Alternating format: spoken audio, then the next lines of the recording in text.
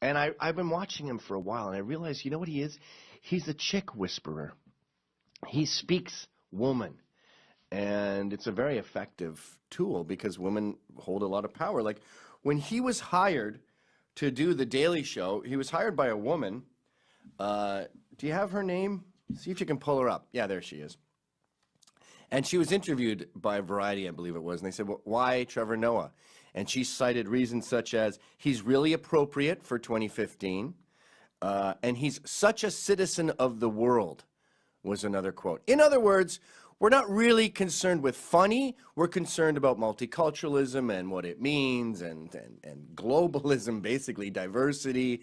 You know, funny is in there somewhere, but our real priorities are racial harmony and blah, blah, blah.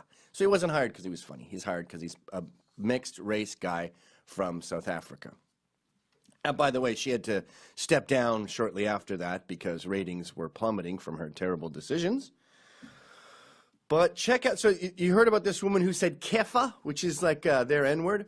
So she's getting 3 years in prison for saying racist things, right? This is swearing, basically. This woman's going to jail for swearing, and we have government-sanctioned murders going on. White farmers are being slaughtered there in scenes so gruesome, I don't know if I can say them on the show. Let's try. A toddler crucified to a kitchen table, then gang raped in front of the parents. Another baby gang raped, 1 year old, I believe, then burned alive while wrapped up in newspapers. I mean, we obviously can't show you these pictures. I think the one reason that the media is avoiding it is because you can't, civilized people can't stomach what is going on over there. And the scary part is the government advocates it. You have politicians screaming, shoot the boar, singing, kill the white farmer. Anyway, Trevor Noah's take on all this? That woman deserves to be in prison. She said that swear word way too many times. Go ahead. But I will say this, you got to understand in South Africa, after apartheid ended, like white people were never punished. Right? Like, it's not like the government was like, we're going to send white people to jail and we're going to take white people's houses and we're taking white people's money and things white people stole. No. Government was like, hey, let's move forward, okay? Clean Sounds slate, good. Let's move forward. Let's get this country to where it needs to be. The only thing we're going to take away is this racist word. That's all. That's all. And then some white people were just like, pause okay, but it I just there. want one thing. Can I have the racist word? Isn't that insane? First of all, what is this obsession with punishing white people? We have to punish. You see that so much in American politics, like that beautiful little girl, Lexi Page, was taken away from her foster parents and brought to another family because she's 1.8% Indian, and if she goes with this other family, they're like 1.2, so she goes up a percentage, and now she's 3% in a 3% Indian family, and it's part of the Indian Child Welfare Act.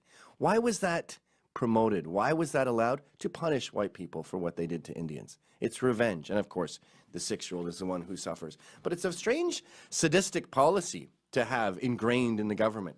But go ahead. Let's see some more, Trev. Back. And then they still want to use the word, and then they were like, no. And so that's, like, now this person has gone to jail. And what I find funny is, like, people who are online and everywhere, and they're like, this is a tyranny. That's what this is. This is oppression. Like, you know, like, what am I supposed to do? It's like, just don't be racist.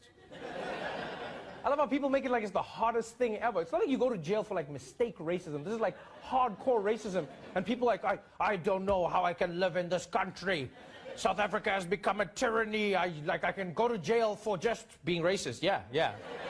For saying a racist word 48 times to the police. Yeah. No, this is horrible. What am I supposed to do? Just don't be racist, that's all.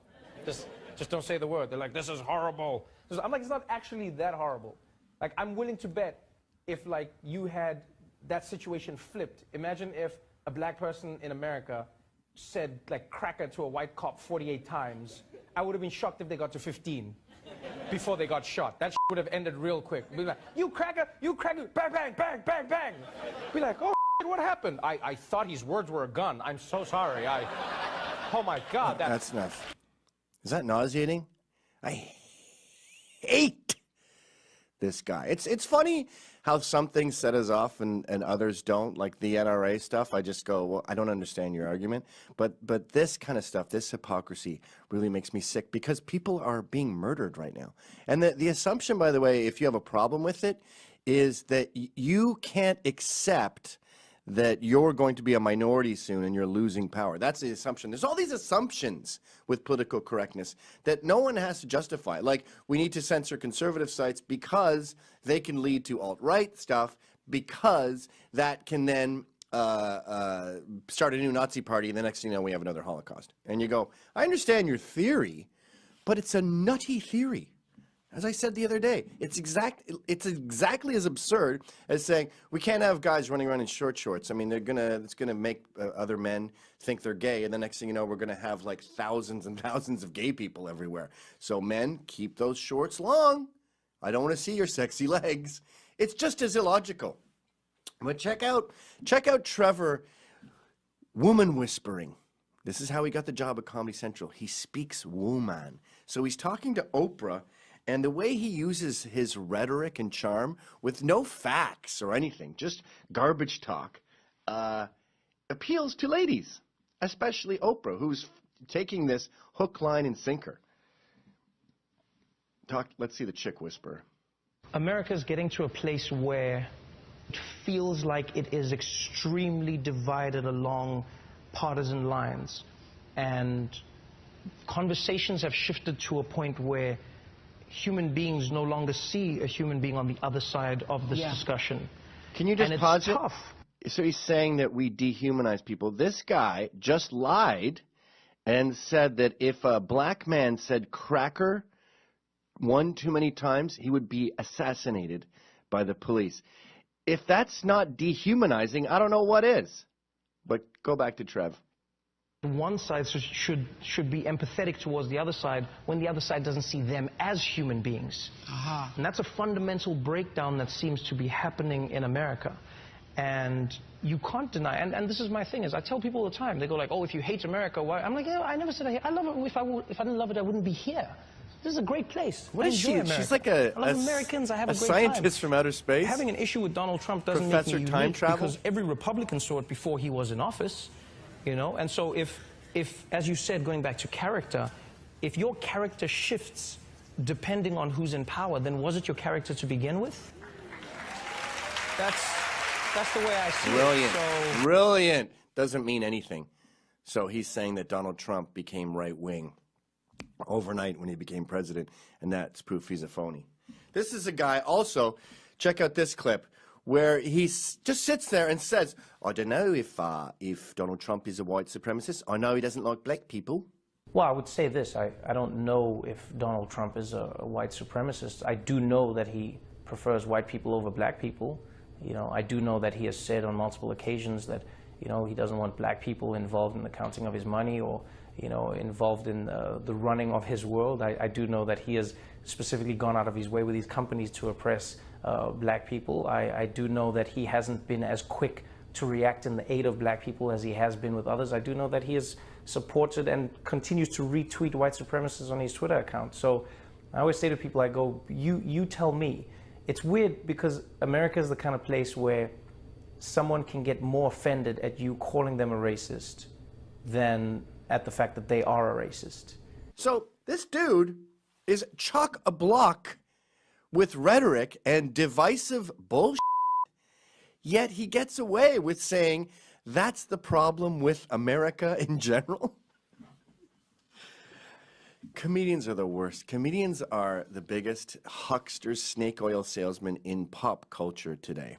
They're all lying scumbag pussies who would sell their mother out. Unbelievable. We found pieces of nails being pulled out. We found hands being removed from bodies. We found people raped, brutally murdered, babies, children. The farmers trying to protect their families, and there's just no stopping. The farm murders are brutal. In Johannesburg, just outside Johannesburg, we had a farm murder where 5 people came in. It was arranged by their domestic worker. And they drowned the 12-year-old boy in boiling hot water. So we had to remove the skin from the bath. All right, that's all I can take. And the attitude from the West, from America, and the mainstream media is, you get what you deserve. It's the chickens coming home to roost, right? It really is shocking, the amount of apathy we have here. I think a part of it is that we can't stomach it. We can't stomach the horror. This is not a little bit of revenge for apartheid that's going on in South Africa. This is a civil war, a race war. This is a tiny ethnic minority being tortured to death and driven into extinction. I would never go there in a million years. I would never let my daughter or my wife go anywhere close to South Africa. But a pretty blonde named Lauren Southern has decided to go check it out. And of course, all our worst fears were confirmed. Let's talk to Laura about the ethnocide, the ethnic cleansing that is going on in South Africa today. Laura, are you there? Yes, I am. Now, you just got back from South Africa.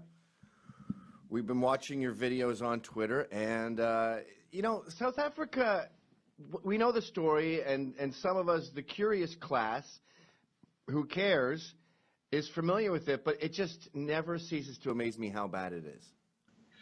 I mean, I went there, and every time I go to cover a story, whether it be the migration crisis in Europe or the situation in South Africa, I go with a grain of salt, and I say, I love the right, and I think they are fairly honest. That's why I'm on their side, but there's exaggeration that happens in all media. So I always assume there may be a bit of exaggeration. When I got to South Africa, boom, none of that. All of those assumptions that there was exaggeration going on, out the freaking window. It was way worse than I thought it would be. Well, that's what they say. They say, look, there's black-on-black crime in South Africa. It's a dangerous place. But the level of sadism in the black-on-white crimes, particularly with the farmers, is, you know, unprecedented. Right, and that's the thing. It's this wickedness, and the government, this is something people have to understand, the government classifies these farm murders as robberies gone wrong. But these are murders that take up to 5 days. 5 days of imprisoning a family and nailing them to a chair and raping them. Children, cutting their faces to pieces, cutting them limb by limb, boiling them in water. You can't just accidentally boil a 12-year-old in the middle of your robbery. No one accidentally does that. But the government classifies it as that. Well, what's worse is it feels like the government condones this. They call it reappropriation or something. Right. So that's part of where I think this kind of vitriol and wickedness in the attacks comes from, is you've got this kind of two-tier thing going on. The government are all Marxists. For people who don't know, the ANC, Communist Party, Mandela's communists, they all preach Marxist ideology. So the kind of class struggle, you must defeat the bourgeois, et cetera, et cetera. And then there's also a strong tribalism between all groups, whether it's Zulu and Zimbabweans, whether it's Afrikaners and whoever, there's just strong tribalism in that country. So those two things combined, the hatred of other groups as well as the hatred of other classes, creates this just absolute wickedness of anger and jealousy and hatred in these crimes. And yeah, they almost feel it's justified, especially when you have government officials going up and putting out rhetoric like the EFF, who get 10% of the vote in South Africa, dancing on a stage saying, shoot the boar, shoot the boar. Yes, that's the white farming class, yeah. I remember seeing that. And Mugabe has always said that this is just, you know, repatriation. This is wealth redistribution. He sent in the war vets, or whatever he called those kids, to go and murder these people. So there's no sympathy. I mean, can you even call the cops?